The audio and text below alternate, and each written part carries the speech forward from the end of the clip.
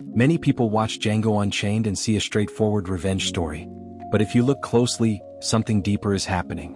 What we are actually witnessing is psychological reconstruction. When we connect the story to the 48 laws of power, especially Law 25, recreate yourself, Django's journey becomes far more strategic than emotional. He is not just fighting enemies.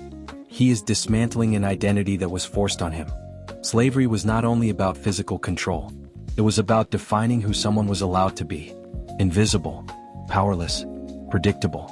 Django breaks that structure in a radical way. He refuses the narrative that society assigned to him. And then he builds a new one on purpose. This is where the psychological hook becomes powerful. Identity is partly a story we accept about ourselves. And people around us often respond to the role we appear to embody. When someone changes that role dramatically, the entire dynamic shifts. Power begins to move. In the film, Django's transformation does not truly begin when he learns how to shoot. It begins when he starts seeing himself as someone capable of rewriting his fate. The internal shift comes before the visible one. This aligns with what psychology calls narrative identity.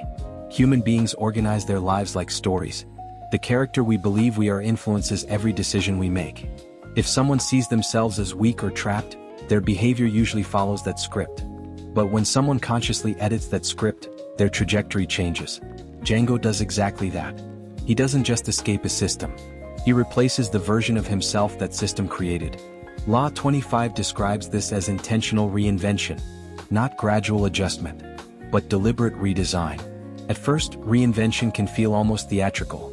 You act like the new version before fully becoming it. But over time, that performance turns into reality.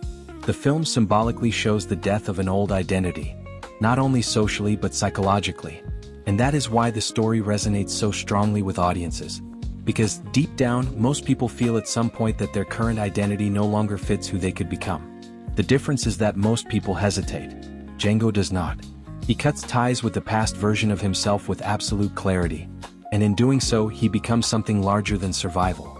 He becomes a legend built by reinvention.